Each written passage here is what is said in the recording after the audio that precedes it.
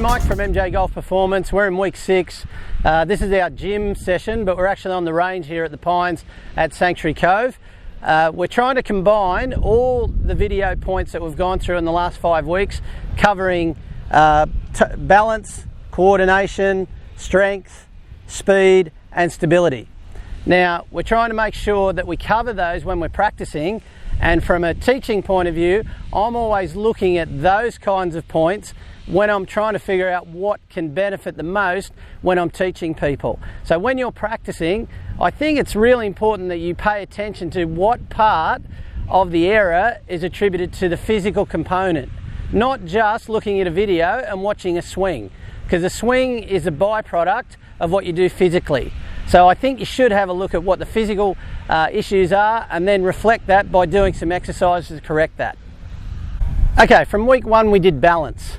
So a lot of the time that I see when I'm teaching, a lot of people end up in their address position initially with too much weight on their left side, too much weight on their right side. Obviously that has an influence on how you swing the club, whether you can actually finish the follow through, and obviously the angle of attack to hit the ball correctly.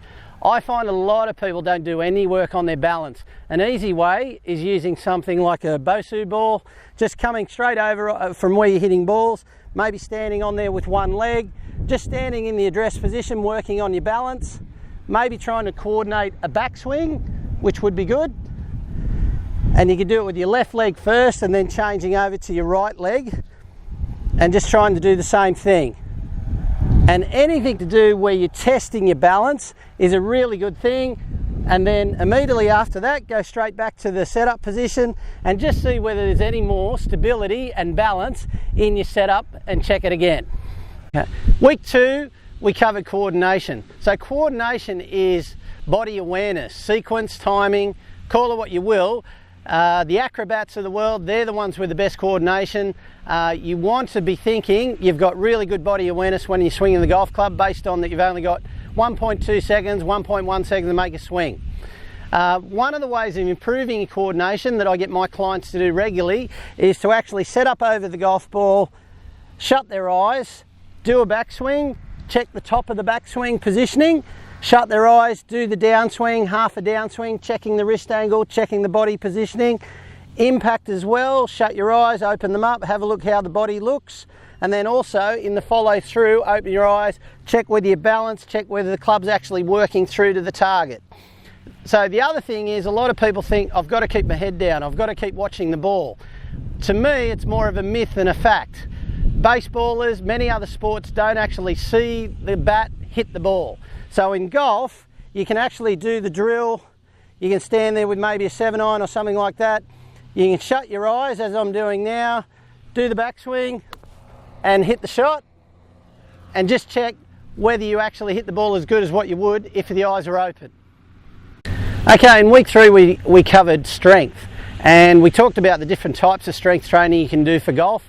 I think on the range, a lot of people are associating everything with stretching, making sure full range of motion, which is very important, very needed.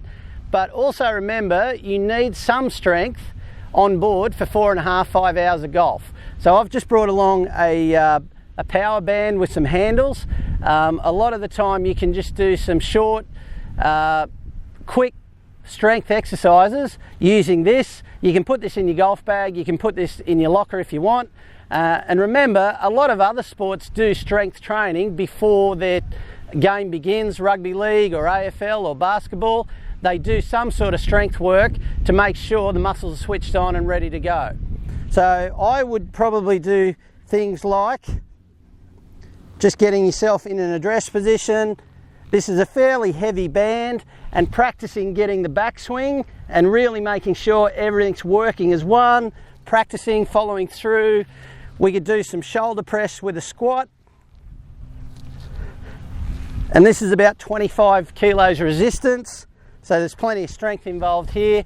So you can come up with a lot of exercises just using this band and these handles that you can use on the practice range.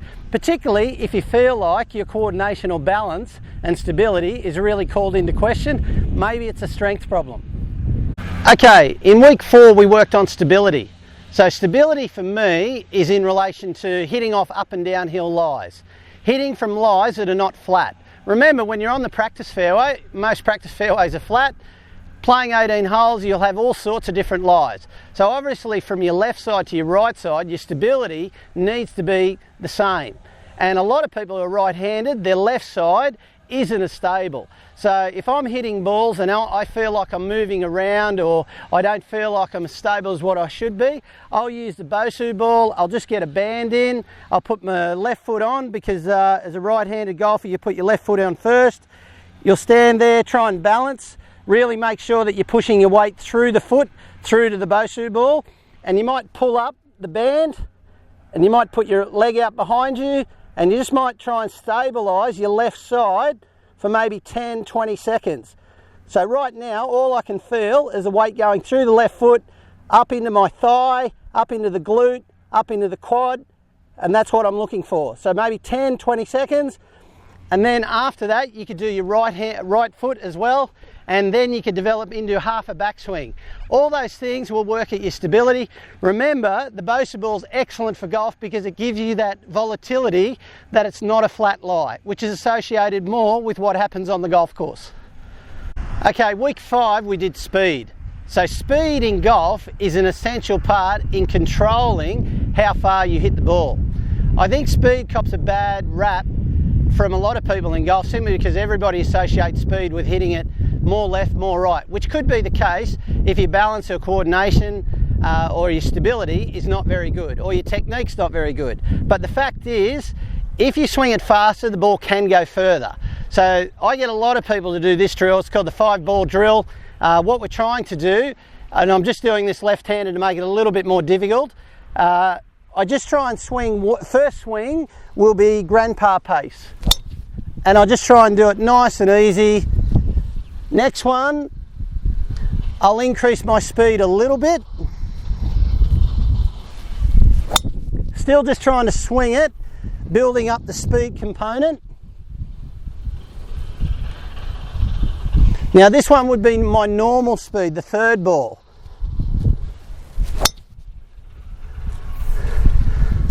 And all those balls have gone reasonably straight and pretty good contact. So now the challenge comes, can I accelerate a little bit faster than that and still stay in control?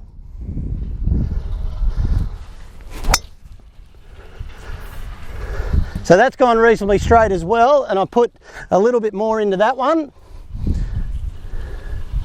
Now the last one, we're going to throw the kitchen sink at. Everything, in an effort to get it further, to swing it faster. So all those balls have gone reasonably straight. That one's gone a little bit left, but I felt like I really got some speed on the downswing, which is the important part. I think a lot of people have to try and work on their stability, their coordination, their balance, and their speed. If those 3-4 things come together, there is a good chance that you can increase how far you can hit the ball. But if you purely base it just on speed, maybe it won't be as productive as what it would be if you work on those other 3 to 4 points. So you should work on this 5-ball drill. First one's easy, last one's both feet off the ground. Okay, a wrap for the 5 weeks that we've done in the gym and on the range. We've covered all that today by doing the exercise on the range. I think the important thing is, and hopefully you've got something out of it, I'd like to see you try and think outside the box mentality wise and create more of an individual way of achieving more confidence in your game, individual parts of your game. Also in the gym, maybe not walking in there and thinking how much you're going to bench press houses or whether you're going to squat houses. You're in there doing some exercise that may be a little bit right field, but you can really get a lot of confidence out of doing those exercises. And just appreciate that the more muscles that are involved, the better it is for the exercise. So when you're thinking about your gym, try and think outside the box. When you're thinking about your practicing on the range, try and think outside the box. Because remember, golf's very much an individual game. We don't have to follow what everybody does. The whole idea is to create your own self-confidence on the course, in the gym, and mentally the same way. So let's have a go at that. And if you need any more help, you can drop an email into mjgolfperformance.com.au.